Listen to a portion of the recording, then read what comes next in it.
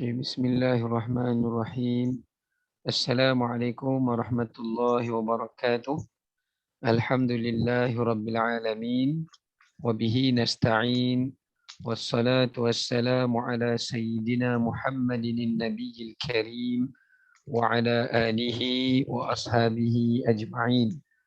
Qala rabbi syrah lana sudurana. Wa yassir lana umurana. واحلل عقدة من ألسنتنا يفقه قولنا رب يسر ولا تعسر ربي تمم بالخير أما بعد. Alhamdulillah, kita rafakkan puji dan syukur kepada Allah Ta'ala di atas segala rahmat dan kurniaannya. Pada petang yang mulia ini, kita masih lagi diberikan nikmat kehidupan, kesihatan dan afiat oleh Allah Subhanahu Wa Taala untuk dapat sama-sama kita menyambung bagi tafsir dan tadabbur kita menerusi juzuk amma bagi surah Al-Mutaffifin. Jadi untuk hari ini kita sambung ayat 21 ke? Betul ke? Betul Ustaz. Okey, baik. Baik, firman Allah Ta'ala bagi ayat yang ke-21. A'udzu billahi minasyaitonir rajim. Bismillahirrahmanirrahim. Yashhaduhul muqarrabun.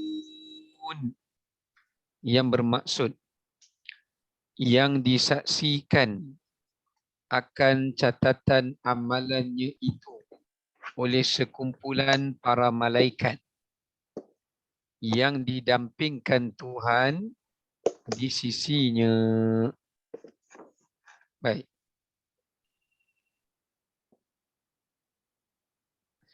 Okey.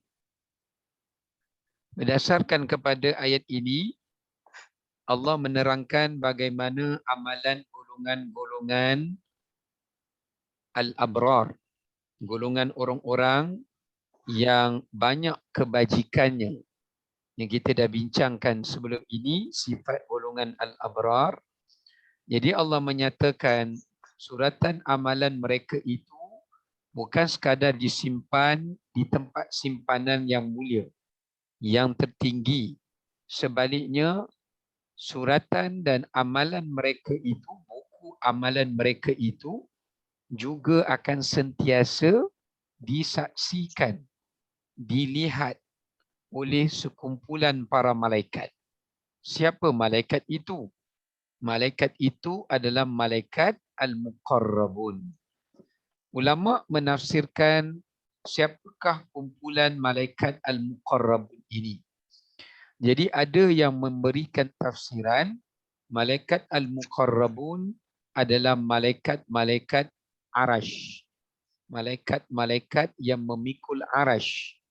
Ya, yang mana mereka ini adalah kumpulan para malaikat yang paling dekat dengan Allah, kerana mereka itu duduk di arash.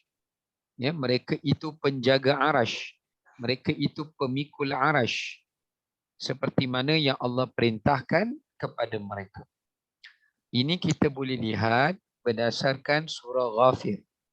Ya, boleh rujuk dalam surah Ghafir pada ayat yang ke-7, di mana Allah mencerita kepada kita mengenai sifat malaikat pemikul dan penjaga arash. Allah berfirman, alladzina yahmiluna al-arsh wa man hawlahu yusabbihuna bihamdi rabbihim wa yu'minuna bihi wa yastaghfiruna lilladzina amanu rabbana wasi'ta kulla syai'in rahmatan wa ilma faghfir lilladzina tabu wattaba'u sabilaka wa qihim adzabal jahim. Kata Allah, malaikat yang memikul arash dan malaikat yang berada di sekeliling arash. Jadi malaikat muqarrabun ni ada dua. Satu, malaikat yang menjaga arash Allah, yang Allah tugaskan pada mereka. Yang kedua, malaikat yang berada di sekeliling arash. Siapa malaikat yang berada di sekeliling arash itu? Yang berada di sekeliling arasy itu adalah malaikat yang menulis al-qalam, yang menulis Lauhul Mahfuz, dan malaikat yang berada di langit yang ketujuh, bukan selainnya. Termasuk malaikat muqarrabun ini adalah malaikat yang menjadi ketua para malaikat, iaitu malaikat Jibril alaihi salam. Baik. Allah menyatakan malaikat inilah malaikat muqarrabun. Apa tugas mereka? Allah kata tugas malaikat ini bertasbih kepada Allah, berzikir kepada Allah dan beriman kepada Allah. Bukan sekadar mereka sucikan Allah, ibadat pada Allah, berzikir pada Allah. Mereka beriman kepada Allah. Selain daripada itu, tugas malaikat muqarrabun yang kedua adalah mereka berdoa kepada Allah agar Allah ampunkan dosa orang-orang yang beriman. Selain daripada ibadat mereka pada Allah, mereka juga sentiasa berdoa kepada hamba-hamba Allah yang beriman. Dengan mereka berdoa, Ya Allah, ya Tuhan kami, limpahkanlah rahmat-Mu, ilmu-Mu yang meliputi segala-galanya kepada siapa? Pada orang yang beriman. Dan berilah keampunan-Mu kepada orang yang bertaubat, serta berilah hidayah-Mu bagi orang yang berada di atas jalan-Mu, dan jauhkanlah orang beriman itu daripada azab api neraka-Mu. Ini doa malaikat muqarrabun. Maknanya apa, ibu-ibu sekalian?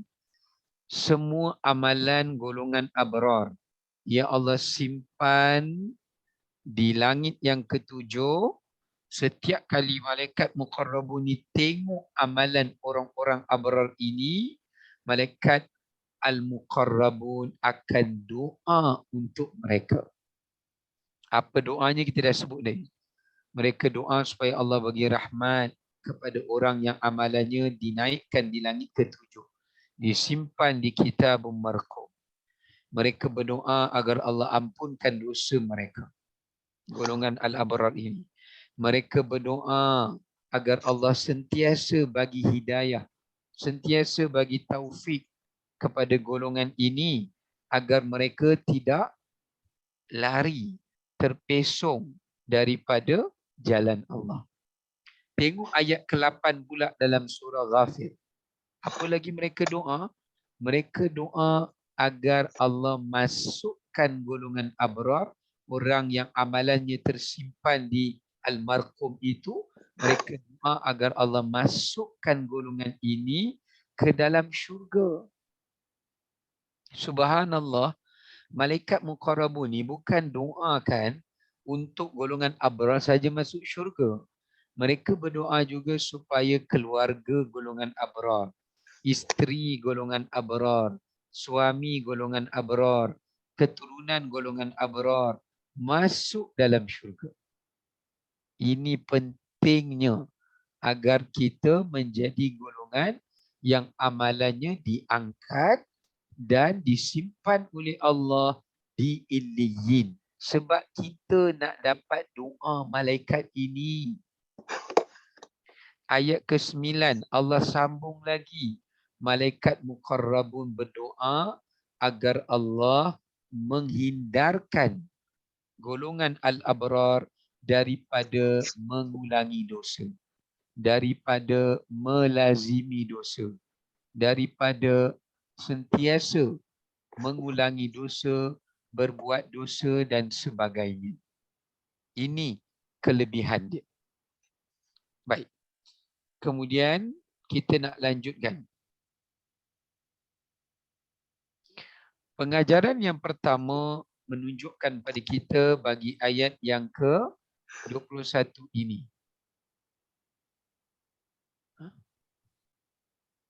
Hello.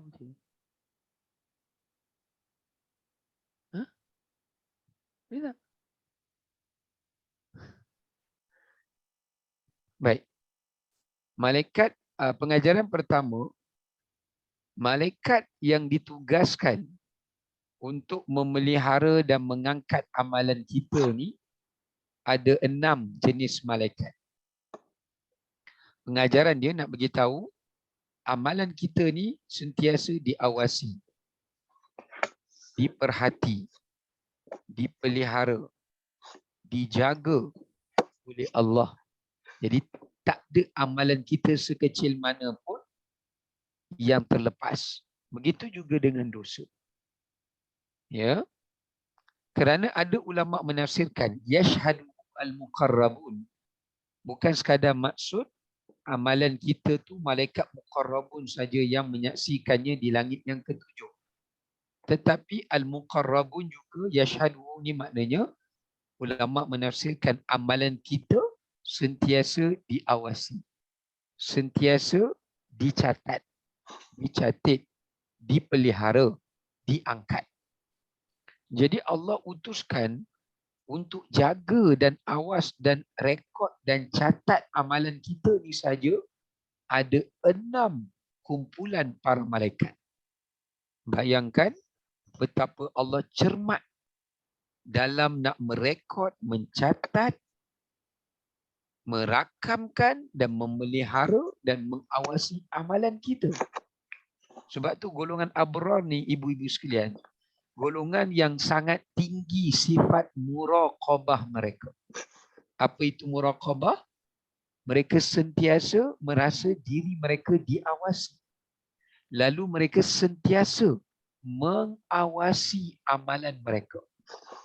Kerana mereka tahu amalan mereka tu sampai 6 rombongan kumpulan malaikat yang akan melihat, merekod, mencatat, memelihara perbuatan mereka. Sebab tu mereka berjaga-jaga. Kalau kita nak jadi golongan abrar, kita kena sentiasa behave. Nak cakap apa kita fikir. Nak dengar apa kita fikir. Nak tulis apa kita fikir. Nak langkah ke mana kita fikir. Nak ambil apa kita fikir. Kerana kita sentiasa ingat ada 6 kumpulan malaikat yang sentiasa memelihara amalan kita. Yang pertama namanya malaikat hafazah. Di mana malaikat hafazah ini adalah kumpulan malaikat yang nama mereka hafaz. Mereka jaga, mereka pelihara amalan manusia. Baik yang buruk atau yang baik. Apa tugas mereka? Mereka ini sentiasa melihat, menyaksikan apa perbuatan kita yang baik atau buruk untuk menjadi saksi pada hari kiamat di hadapan Allah Subhanahu wa taala. Kalau kita buat baik, malaikat inilah yang akan memberi saksi. Begitulah kalau sebaliknya. Dan malaikat hafazah ni tugas dia yang lain. Bila kita buat baik, dia akan membisik-bisikkan supaya kita mengulangi kebaikan. Kalau kita nak buat jahat, malaikat ini jugalah yang akan membisikkan agar kita menjauhi kejahatan. Kita ingat Allah, kita rasa takut dan sebagainya. Tapi kalau kita tak rasa seruan malaikat hafazah ini lebih dominan seruan iblis, ini kita kena berjaga-jaga. Ya? Yang kedua, malaikat raqib dan atid. Raqib dan atid, iaitu malaikat yang berada di kanan dan kiri kita, yang menulis, mencatat, merekodkan semua perbuatan kita. Perkataan, pandangan, pendengaran dan semua tindak tanduk kita. Ini yang Allah katakan dalam Quran, ma yalfidhu min qaulin illa ladaihi raqibun atid. Tidak ada perkataan yang disengajakan ataupun yang tidak disengajakan, melainkan Allah Ta'ala akan mengutuskan malaikat agar mencatat dan merekodkannya. Baik. Yang seterusnya, kita lihat di sini, malaikat muqarrabun. Ini kumpulan malaikat yang ketiga. Kumpulan malaikat yang ketiga. Yang mana malaikat kumpulan yang ketiga ini malaikat muqarrabun yang kita dah bincang tadi. Tugas malaikat ini adalah malaikat ini menyaksikan amalan-amalan yang diterima sahaja. Malaikat muqarrabun dia tak akan saksikan kejahatan. Dia hanya menyaksikan amalan yang sampai ke langit. Amalan yang diterima oleh Allah. Amalan yang ikhlas. Amalan yang tepat memenuhi syarak. Amalan yang tidak menyelisihi syarak. Ini tugas malaikat muqarrabun. Kerana setiap kali malaikat ini menyaksikannya, dia akan mendoakannya. Sebab tu beruntunglah bagi mereka yang dapat doa malaikat muqarrabun ini. Tanda-tandanya apa dia ibu-ibu sekalian? Bila kita lihat bagaimana ada orang yang istiqamah dalam kebaikannya. Istiqamahnya dalam ketaatannya. Istiqamahnya dia dalam amal solehnya. Ya. Baik. Di mana istiqamah itu tandanya adalah apabila dia mendapat doa daripada para malaikat al-muqarrabun ini. Ya, doa daripada para malaikat al-muqarrabun ini. Jadi kalau siapa yang mendapat doa malaikat al-muqarrabun ini, maka ini menunjukkan bahawasanya mereka itu adalah golongan orang-orang yang diberikan kekuatan untuk istiqamah atas jalan ketaatan. Ya, atas jalan ketaatan. Ya. Baik. So maknanya dekat sini yang pertama adalah amalan kita dijaga. Yang kedua dicatat. Yang ketiga didoakan. Yang keempat muaqabah. Yang keempat muaqabah. Apa itu muaqabah? Muaqabah ini adalah kumpulan para malaikat yang ditugaskan oleh Allah untuk menghukum, membalas, mendatangkan musibah ataupun azab kepada manusia. Ya. Baik. Ini namanya malaikat muaqabah. Memang ada sekumpulan para malaikat yang Allah utuskan adalah untuk menghukum, menyiksa, mengazab ataupun menimpakan musibah kepada mereka yang ingkar di atas dosa yang mereka lakukan. Ya. Okey, baik. Yang seterusnya, sayyar. Sayyar. Ini juga disebut dalam hadis yang mana baginda mengatakan innalillahi malaikatan sayyahina fil ard. Yang mana malaikat ini adalah malaikat yang ditugaskan oleh Allah untuk pergi ke tempat-tempat majlis ilmu yang dihadiri oleh hamba-hamba Allah. Ini malaikat sayyar. Ya, ini kelebihan orang yang menuntut ilmu. Kerana malaikat ini hanya menyaksikan dan duduk bersama orang yang berada dalam majlis zikir atau majlis ilmu. Dalam hadis baginda kata, selepas habis majlis ilmu, malaikat ni akan naik. Lalu Allah bertanya kepada mereka, kaifa taraktum ibadi? Bagaimana kau tinggalkan hamba-Ku itu? Lalu malaikat ni jawab, kami meninggalkannya dalam keadaan dia masih ingat padamu ya Allah. Dia masih takut padamu ya Allah. Ya, maka Allah memberikan keampunan pada hamba-hambanya. Yang keenam, bawab. Bawab ni malaikat yang menjaga setiap pintu-pintu langit Allah. Di mana di situlah amalan-amalan manusia akan diangkat. Mana amalan yang diterima, dibukakan pintu baginya. mana yang sebaliknya tertutup baginya. Baik, yang kedua pengajaran dia, amalan dan urusan yang dibanggakan dan disebutkan serta didoakan oleh para malaikat. Baik, dekat sini kita nak merenungkan tentang di sana adanya beberapa amalan. Adanya di sana beberapa amal soleh yang mana amalan itu adalah amalan yang melayakkan seseorang itu didoakan oleh para malaikat. Mendapat doa malaikat dan amalan yang disebut-sebut pujiannya oleh para malaikat. Ya. Baik. Antara amalan-amalan itu secara ringkasnya yang boleh kita sebut, yang pertama, orang yang bersedekah. Jadi orang yang bersedekah, terutamanya sedekah subuh, atau orang yang suka berbuat sedekah, sentiasa mereka ini disebut-sebut amalan mereka di kalangan para malaikat. Mereka dikenali, famous, banyak followers di kalangan para malaikat. Ya, ini bagi orang yang bersedekah. Sebab antara amalan yang malaikat tak boleh buat adalah sedekah.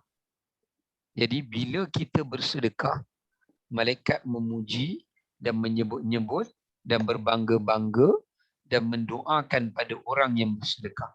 Seperti mana disebutlah hadis Bukhari, Nabi menyatakan malaikat berdoa, Allahumma a'ti munfiqan khalafa. Ya Allah, berilah gantian yang lebih baik atas apa yang disedekahkan. Tapi kalau orang yang bakhil, malaikat akan berdoa, Allahumma a'ti mumsikan talafa. Ya Allah, berikanlah pada orang yang bakhil ini kehancuran pada hartanya. Ini hilang berkat harta. Yang kedua, orang yang menunggu waktu solat. Ini kita pernah bincangkan dahulu dalam beberapa kuliah kita minggu lepasnya, amalan yang dibanggakan oleh Allah. Jadi samalah. Yang ketiga, orang yang mengajarkan ilmu. Sebab tu kalau boleh ibu-ibu sekalian, bila kita dah belajar ilmu petang ni, kita cerita pula kepada keluarga kita. Cerita kat cucu kita, cerita kat suami kita, cerita dekat siapa lagi? Kawan-kawan kita, apa yang telah kita dapat faedah daripada tafsir dan tadabbur yang kita belajar. Jangan sekadar kita belajar, lepas tu habis sampai situ saja. Jadi rugi kita kerana kita tak dapat doa daripada para malaikat. Ini berdasarkan hadis riwayat At-Tirmizi yang mana baginda menyatakan sesungguhnya Allah dan para malaikat dan seluruh penghuni langit dan bumi sehinggakan semut yang berada di dalam lubang di dalam sarangnya, hatta ikan-ikan yang berada di laut mendoakan kepada orang yang mengajarkan manusia yang lain akan kebaikan. Subhanallah. Jadi jangan remehkan nilai seorang guru dan jangan remehkan perbuatan menyebarkan walaupun satu ayat. Sebab tu Nabi ajar kita, balighu anni walau ayat. Ilmu sikit tak apa. Allah bukan menilai sikitnya ilmu kita, tapi Allah meletak nilai kedudukan kita bila kita menyampaikan ilmu, bila kita berkongsi ilmu, bila kita menyebarkan ilmu. Dekat situ kita boleh nampak di mana kita di sisi ilmu, di mana kita di sisi nilaian ilmu, darjat kita di sisi Allah.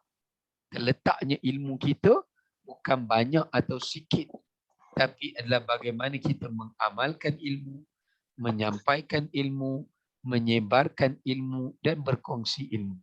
Kalau orang ada ilmu banyak, tapi untuk dia amal diri sendiri, di sisi Allah nilainya rendah.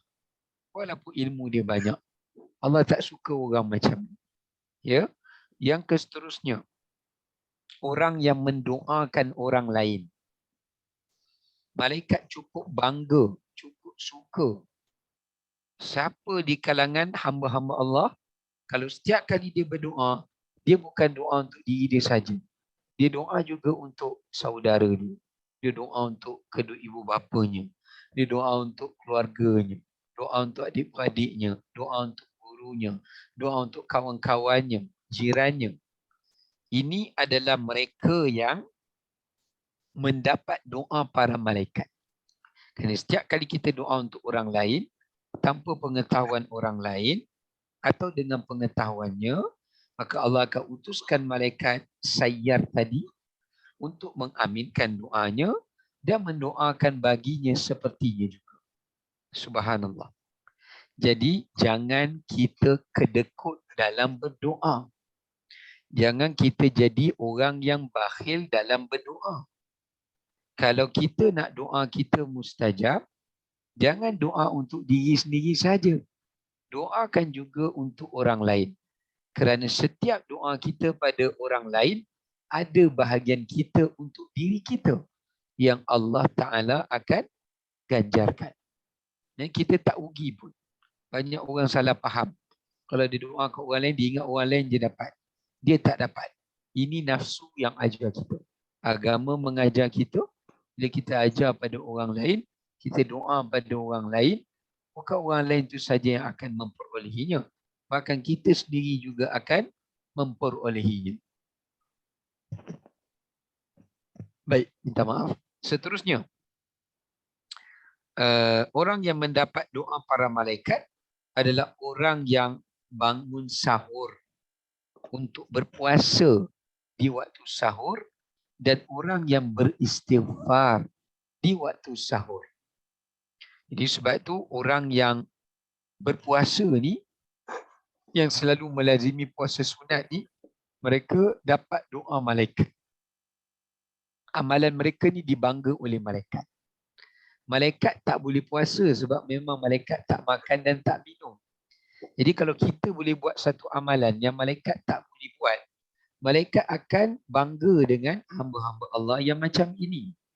Ya, orang yang berpuasa, apatah lagi kalau dia bangun bersahur kerana untuk berpuasa. Begitu juga orang yang banyak beristighfar, terutamanya istighfarnya di waktu sahur.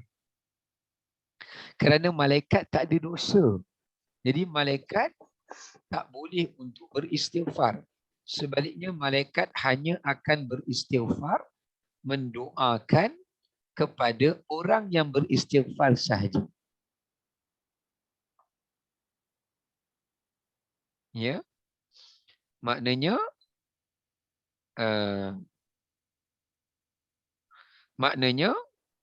menjelaskan pada kita bahawasanya ya,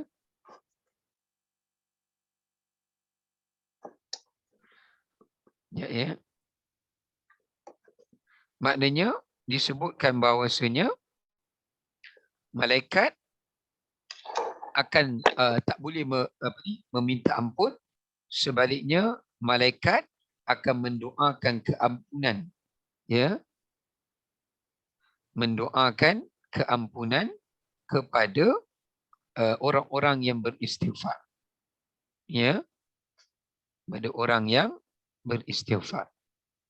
Baik, maka di sini menunjukkan kepada kita, ya, bagaimana kelebihan amalan-amalan ini yang jangan kita abaikan. Ya, jangan kita perkecilkan amalan-amalan ini kerana dia sangat besar. Baik, seterusnya, antara amalan yang melayakkan seseorang itu mendapat doa para malaikat adalah mereka yang menghubungkan silaturahim. Ya, menghubungkan silaturahim. Setiap kali kita keluar nak pergi ziarah orang, nak pergi hubung silaturahim, malaikat akan doa. Tibta wa taba mamsyaka wa tabawwa'ta minal jannati manzilan. Hadis Tirmizi. Malaikat kata, semoga engkau diberkati dan perjalanan kamu selamat dan digantikan tempat kamu di dalam syurga.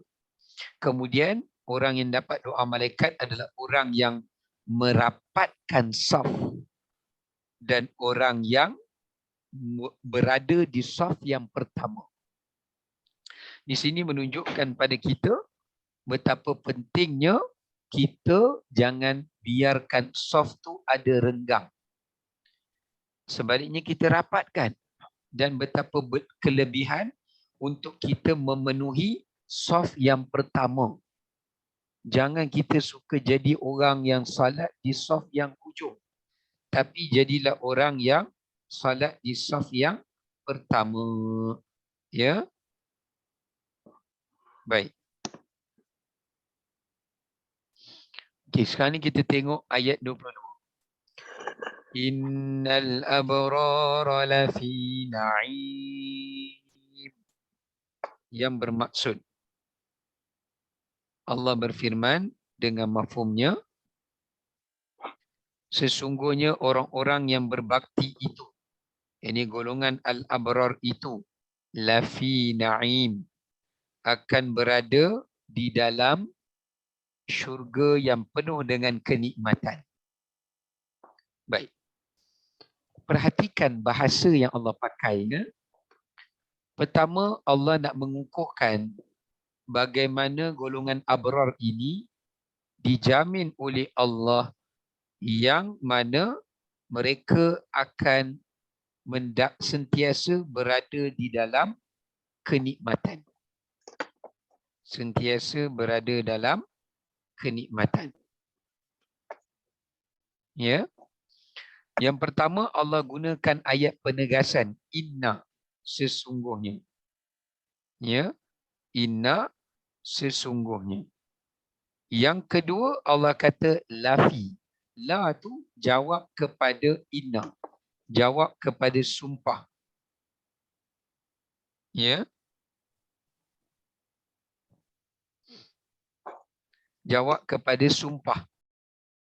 Maknanya Allah nak katakan orang abrar ini, Allah bersumpah bila mereka duduk dalam syurga, ya, bila mereka duduk di dalam syurga, mereka sentiasa akan berada dalam kenikmatan. Mereka tidak akan berada di dalam kepayahan. Takkan berada di dalam kesusahan. Takkan berada dalam kepenatan. Ya. Baik. Ini menunjukkan kepada kita bagaimana, ya, bagaimana Allah Ta'ala menunjukkan jaminan bahawasanya ahli syurga takkan mengecapi sedikit pun kepayahan, sedikit pun kesusahan apabila berada di dalam syurga Allah. Okey, kita tengok tadaburnya. Yang pertama, sebaik tempat balasan dan ganjaran kepada golongan yang suka berbuat kebajikan adalah syurga Naim. Ada ulama menafsirkan Naim dekat sini adalah merujuk kepada maksud syurga. Maknanya syurga Naim itu sendiri. Ya, syurga Naim itu sendiri. Kerana salah satu daripada tingkatan syurga yang tinggi adalah merupakan syurga Naim. Kerana selepas syurga Firdaus, syurga yang tertinggi sesudahnya adalah syurga Naim. Okey? Baik. Dalam syurga itu penuh dengan kenikmatan. Allah menamakan syurga itu pula sebagai syurga yang paling nikmat. Syurga yang paling nikmat. Okey, baik. Kemudian yang kedua, Allah menyatakan kemudahan dan kenikmatan yang dijanjikan kepada golongan yang taat dan patuh. Allah juga menjelaskan bagaimana golongan abrar, ahli kebajikan ini, mereka sentiasa akan mendapat kesenangan, mendapat kenikmatan sepanjang keberadaan mereka di dalam syurga. Apakah kemudahan dan kenikmatan yang akan diperolehi oleh mereka sepanjang mereka berada di dalam syurga itu? Ya, kita tengok yang pertama, kenikmatan dalam keimanan. Antara kenikmatan yang Allah bagi, sebelum Allah bagi mereka kenikmatan di dalam syurga, Allah menjamin bagi mereka kenikmatan di dunia lagi. Apa kenikmatan yang mereka akan kecapi itu? Yang pertama ada kenikmatan keimanan. Maknanya Allah bagi kepada mereka kelazatan iman. Allah anugerahkan bagi mereka kelazatan iman. Maknanya apa itu kelazatan iman? Yang mana Nabi sebut tanda kelazatan iman ini ada 3. Ya, tanda kelazatan iman ini ada 3. Ya. Yang pertama baginda kata, apabila seseorang itu mencintai apa yang Allah cintai. Ini tanda kelazatan iman. Bila Allah boleh campakkan ke dalam diri kita, kita ni suka, seronok, gembira, rasa tenang, rasa tenteram pada semua benda yang Tuhan suka. Dan kita rasa benci kepada semua benda yang Tuhan larang. Itu tandanya adalah kita dapat kelazatan iman. Yang kedua adalah apabila kita mencintai seseorang kerana Allah. Kita cinta seseorang kerana Allah. Ini juga menunjukkan bahawasanya tanda kelazatan iman. Tanda kelazatan iman. Baik. Iaitu apabila kita kawan dengan seseorang, kita bersahabat dengan seseorang kerana Allah. Bukan kerana dunia, bukan kerana ada kepentingan dan sebagainya. Baik. Yang ketiga, kita rasa benci dan takut nak kembali buat dosa seperti mana kita rasa takut jika kita dihumbankan ke dalam api neraka. Yang kedua kenikmatan yang Allah bagi adalah kenikmatan dalam beribadah. Apa makna kenikmatan dalam keimanan? Tadi kita dah bincang 3 tu. Kenikmatan dalam ibadah ni maknanya Allah bagi dia istiqamah. Allah bagi dia khusyuk. Allah Ta'ala bagi dia tekun. Bila dia buat ibadah tu dia jadi tekun.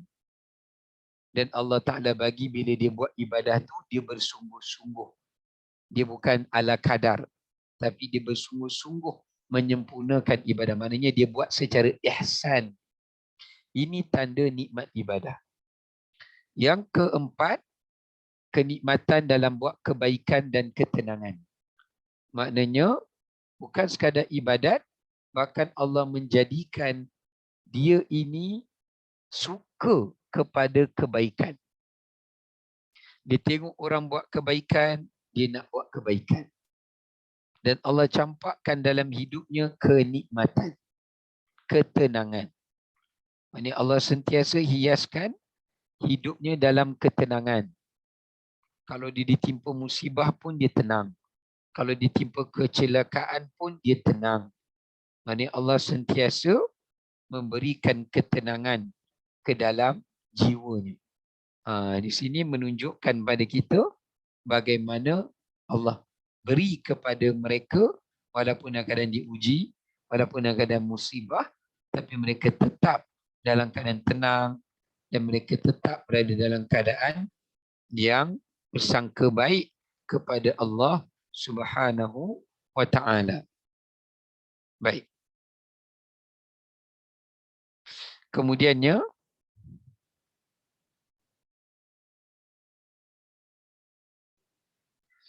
okey.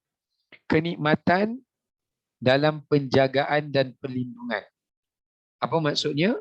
Maknanya Allah Ta'ala akan sentiasa memelihara hamba Allah ini. Allah akan melindunginya. Apa maksud Allah jaga dan melindungi? Allah sentiasa memberi rahmat. Allah sentiasa memberi taufik. Allah sentiasa memberi hidayah. Allah jaga amalan dia supaya dia tak tinggal. Allah jaga niat dia supaya dia ikhlas. Allah jaga dia daripada sifat-sifat mazmumah. Allah bersihkan dia daripada sifat-sifat yang kotor. Allah hiaskan dia dengan sifat-sifat yang terpuji. Kemudian Allah jaga imannya, lindungi dia daripada kekufuran, daripada kesyirikan, daripada ujub, sum'ah, takabur yang boleh menghapuskan amalan-amalan yang telah mereka lakukan. Dan yang seterusnya, kenikmatan menjelang kematian dan alam barzakh. Kenikmatan yang berikutnya adalah Allah anugerahkan kepada mereka nikmat menjelang mati. Maknanya bila mereka nak mati, Allah bagi kematian mereka diringankan. Allah ringankan kematian mereka. Allah tidak beratkan kematian mereka. Walaupun mereka sakit menghadapi mati, tapi kerana kenikmatan yang Allah hiaskan, seperti Allah bagi tahu, la khaufun alaihim wala hum yahzanun. Jangan takut, semua amalan mereka Tuhan terima. Semua amalan mereka Allah ganjari. Kemudian malaikat datang lagi kata, la wala hum yahzanun. Jangan rasa sedih. Kerana jangan rasa khawatir, jangan rasa bimbang. Kerana amalan-amalan kamu dan dosa-dosa kamu, amalan-amalan kamu diterima dan taubat-taubat kamu juga diterima. Jangan kamu sedih, jangan kamu bimbang, jangan kamu khawatir jika taubat kamu tak diterima, jika amalan kamu tak diterima. Dan yang ketiga adalah bagaimana malaikat memberitahu saat kematian orang beriman ini bahawasanya Allah akan menempatkannya ke dalam syurga. Allah akan menempatkannya ke dalam syurga. Baik.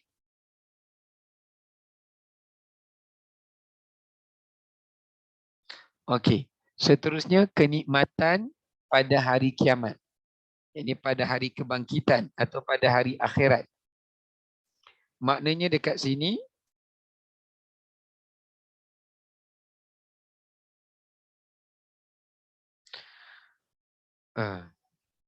maknanya dekat sini apa dia? Maknanya pada hari akhirat Allah berikan kenikmatan pada mereka, diletak di bawah naungan arash, diberikan syafaat, dipercepatkan hisab, ya, dan sebagainya. Dan yang terakhir, kenikmatan dalam syurga yang abadi. Okay, kita nak lanjut ayat 23. Allah berfirman, alal araiki yanzurun. Allah menyatakan,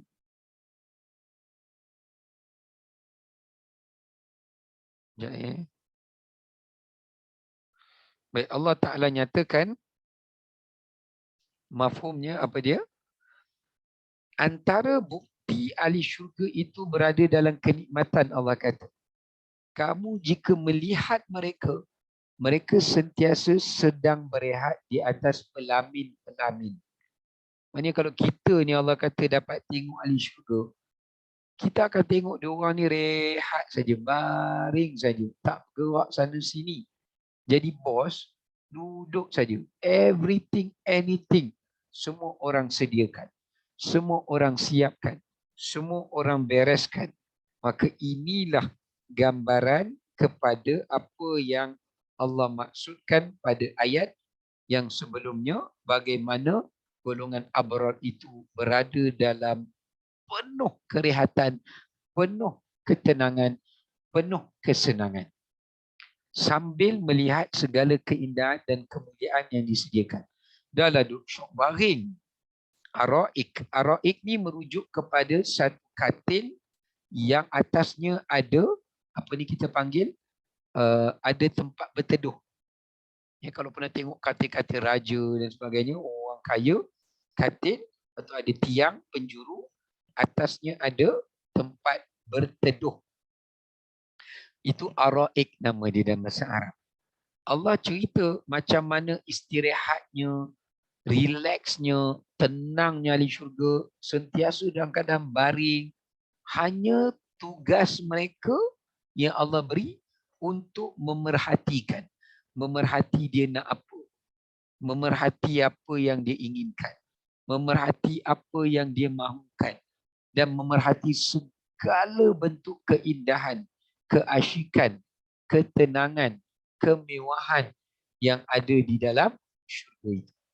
Jadi tugas ahli syurga dalam syurga adalah hanya menyaksikan benda-benda yang enak, menyaksikan benda-benda yang lazat, menyaksikan benda-benda yang menghiburkan, dan mendengarkan benda-benda yang mengasyikkan tanpa mereka perlu berpenat-penat dan bersusah-susah. Ini maksud bagi ayat yang ke-23. Baik, kita nak sambung untuk tadabbur dia. Yang pertama, nikmat ketenangan, kerehatan dan keindahan bagi ahli syurga.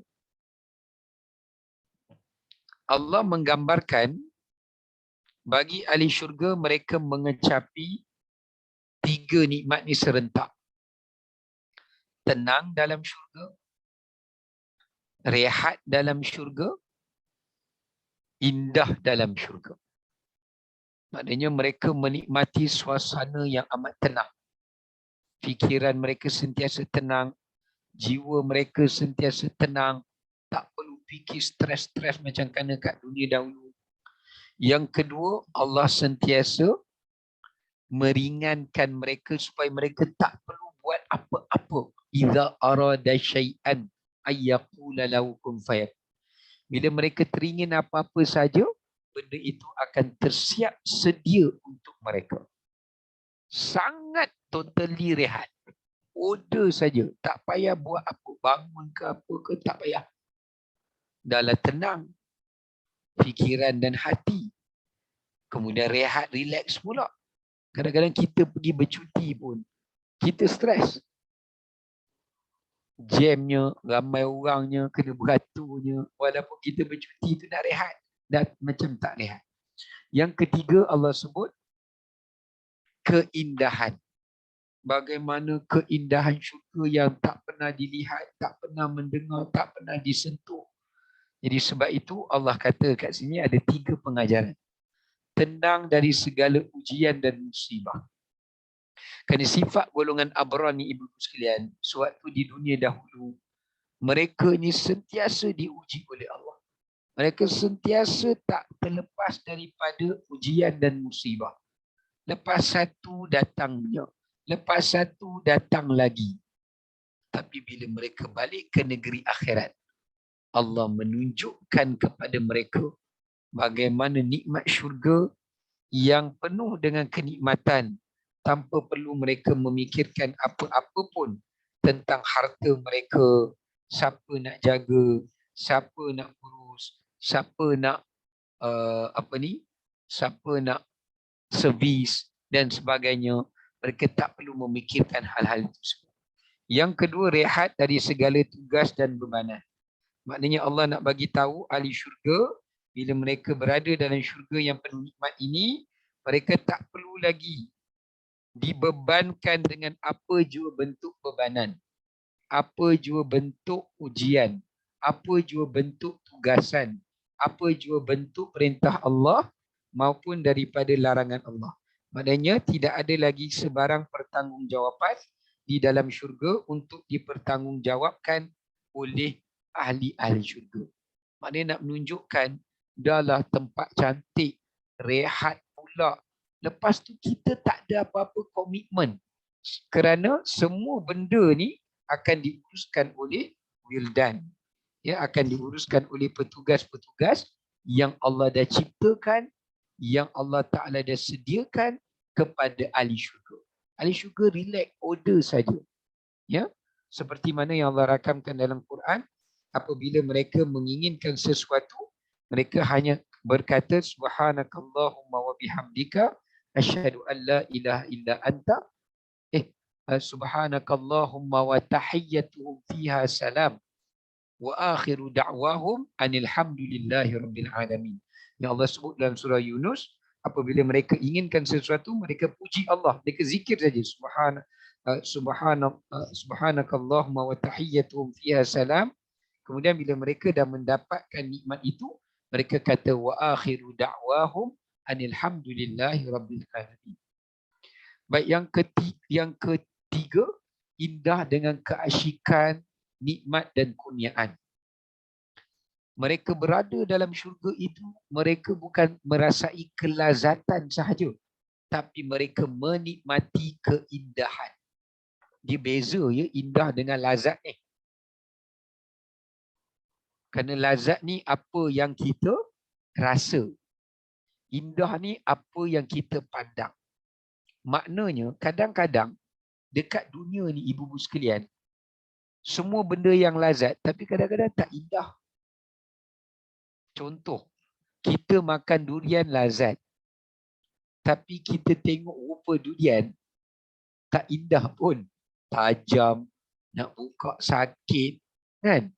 Dia lazat tapi tak indah. Ya? Contoh apa lagi? Kadang-kadang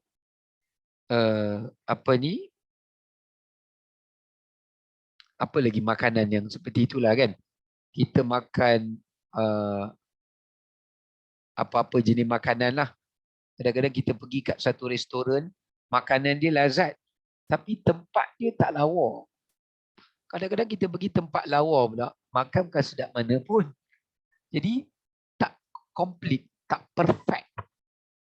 Syurga, makan sedap, tempat cantik, everything, pinggannya, bekas minumannya, tempat duduknya, semua cantik, sutera, emas, perak, berlian dihiasi. Kemudian makannya pula lazat yang teramat. Allah, manalah kita nak boleh cari kat dunia yang macam ni ya. Masya Allah. Baik, pengajaran kedua. Nikmat pemandangan di dalam syurga. Sebab Allah tutup di hujung ayat 23, yang turun. Allah datangkan dalam bentuk mudhari'. Maknanya perbuatan yang sentiasa berterusan. Continuous tense. Kerana Allah nak mengatakan ahli syurga ni, semua benda yang mereka nikmati itu indah. Sampai keindahan itu sudah memadai bagi mereka walaupun mereka tidak merasainya. Tengok pun dah cukup dah walaupun belum rasa. Tu nak kata hebatnya syurga ni. Tengok pun dah seronok dah walaupun tidak rasa. Apakah keindahan pemandangan yang ada dalam syurga ni? Ada 5. Kecantikan rupa paras. Kita lawa, isteri kita lawa, bidadari lawa. Tak puas kita tengok. Yang kedua, keindahan syurga itu sendiri. Pokok, mata air, minuman, pinggan, semua sekali lah. Yang ketiga, kita dapat melihat pemandangan zat Allah. Kita dapat tengok zat Allah. Kita dapat tengok wajah Allah. Inilah keindahan yang paling tertinggi sekali dalam syurga. Yang keempat, kita dapat menyaksikan keluasan kerajaan kita. Kita yang turun, kita melihat betapa luasnya syurga kita, tingginya darjat kita. Kita boleh tengok semua pekerja-pekerja bawahan kita yang Allah ciptakan daripada ahli syurga untuk berkhidmat untuk kita. Dan yang terakhir, kita dapat melihat ketinggian darjat kita. Tadi kerajaan kita. Kita boleh tengok siapa urus bahagian ni, siapa urus bahagian ni. Kita sentiasa melihat mereka. Kita boleh sentiasa memberi arahan pada mereka setiap saat. Dan mereka sentiasa bersedia, ya, dan ketinggian darjat. Subhanallah. Ini beberapa pengajaran tadabbur dan tafsir yang dapat kita renungkan bersama. InsyaAllah di siri yang akan datang kita akan sambung pada ayat yang ke-24. Wallahu ta'ala alam. Sekadar itu saja untuk hari ini. Assalamualaikum warahmatullahi wabarakatuh. Waalaikumsalam Ustaz. Terima kasih banyak-banyak. Terima kasih Ustaz.